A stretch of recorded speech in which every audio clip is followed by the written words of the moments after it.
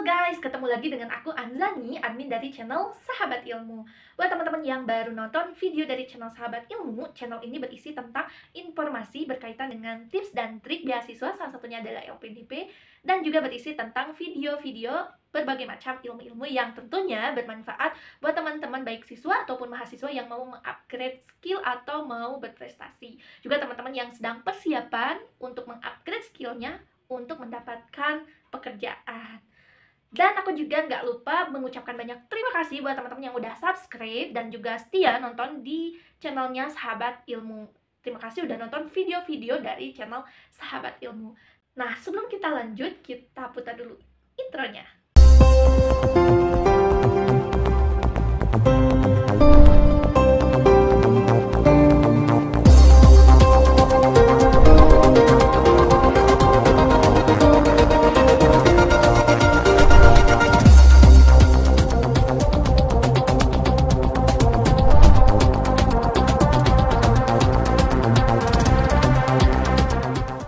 Sebelum lanjut ke videonya, jangan lupa support channel Sahabat Ilmu dengan mengklik tombol subscribe dan jangan lupa aktifkan juga lonceng notifikasinya biar teman-teman tidak ketinggalan update-update berkaitan dengan beasiswa. Salah satunya adalah beasiswa LPDP. Dan teman-teman jika suka silahkan klik tombol like dan jangan lupa share sebanyak. Bagi sobat yang berkecimpung di dunia akademisi, semisal mahasiswa, guru, dosen, atau mungkin praktisi lainnya yang berkaitan dengan akademik, pastinya sudah tidak asing lagi dengan yang namanya penelitian atau mungkin dunia meneliti. Nah, semoga lewat video ini aku bisa share beberapa ilmu yang mungkin bermanfaat bagi sobat yang lagi membuat penelitian, atau aku doakan juga biar penelitiannya lancar dan cepat selesai. Amin. Nah, kita akan mulai dari metode penelitian. Nah, kira-kira sobat masih ingat gak sih apa itu metode penelitian? Ya, dikutip dari bukunya, Profesor Dr. Sugiono mendefinisikan bahwa metode penelitian merupakan cara ilmiah untuk mendapatkan data dengan tujuan dan kegunaan tertentu. Adapun menurut pendapat ahli lain seperti menurut Ari Kunto bahwa metode penelitian adalah cara utama yang digunakan peneliti untuk mencapai tujuan dan menentukan jawaban atas masalah yang diajukan. Sedangkan menurut Nazir menyatakan bahwa metode ilmiah boleh dikatakan suatu pengerjaan terhadap kebenaran yang diatur oleh pertimbangan-pertimbangan logis. Nah, berdasarkan ketiga pendapat ahli tersebut, maka aku menyimpulkan bahwa metode penelitian merupakan cara ilmiah yang digunakan seorang peneliti untuk mencari sebuah kebenaran sedemikian sehingga dapat mencapai tujuan demi kegunaan suatu bidang tertentu. Nah, dari pengertian metode penelitian tersebut ada kata-kata yakni mencapai sebuah tujuan tertentu. Nah, dikutip dari Profesor Dr. Sugiono, tujuan dari penelitian itu terdiri dari 5, yaitu yang pertama untuk menggambarkan, yang kedua untuk membuktikan, yang ketiga untuk mengembangkan, yang keempat menemukan, dan yang kelima untuk menciptakan. Lalu, tadi ada kata-kata juga untuk kegunaan dari penelitian. Nah, kegunaan dari penelitian sendiri itu terdiri dari 4, yaitu yang pertama untuk memahami masalah, yang kedua untuk memecahkan masalah, ketiga antisipasi masalah, dan yang keempat membuat kemajuan. Dalam penelitian, kita tidak terpisahkan dengan yang namanya data penelitian. Macam-macam dari data penelitian terdiri dari data kuantitatif dan data kualitatif. Data kuantitatif merupakan data yang berbentuk angka atau data kualitatif yang diangkakan atau scoring. Data kuantitatif pun terdiri dari data yang berbentuk diskrit atau nominal dan terpisah satu sama lain.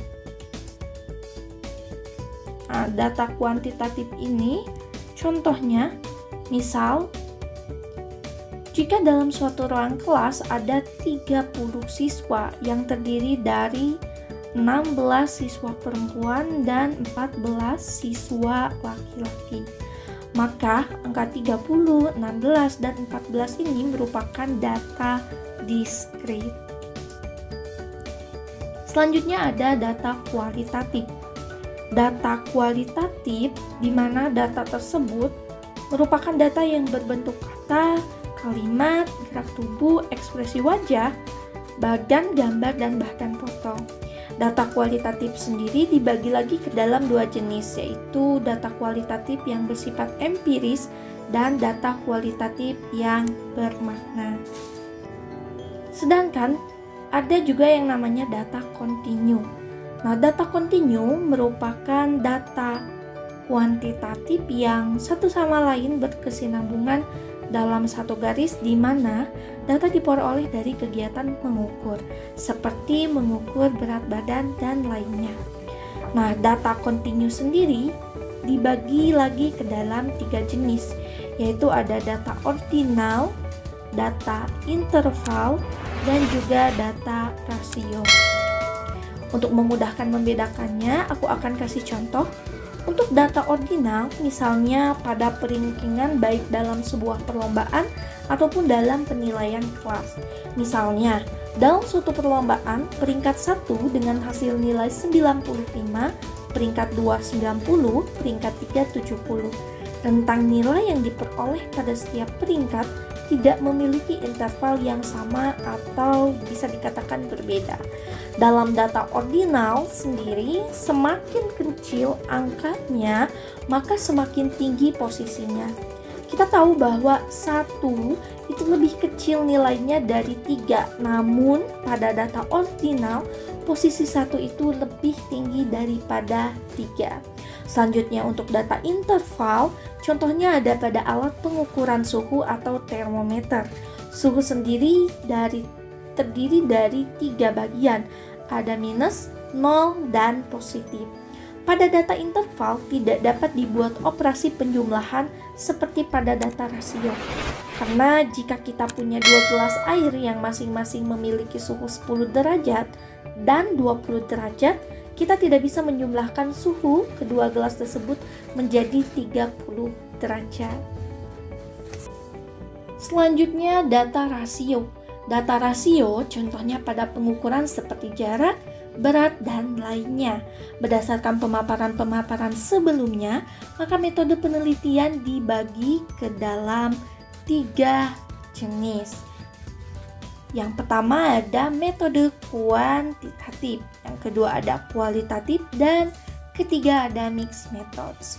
Untuk metode kuantitatif terdiri dari metode survei dan eksperimen. Untuk metode kualitatif terdiri dari fenomenologi, grounded theory, etnografi, case study, dan naratif. Sedangkan untuk mixed method atau kombinasi terdiri dari 2, yaitu ada sequential dan konkuren. Nah, hatur nuhun udah nonton di video kali ini, mudah-mudahan bisa bermanfaat, dan teman-teman terus stay di channel Sahabat Ilmu untuk video-video yang lainnya. Terima kasih. Dadah.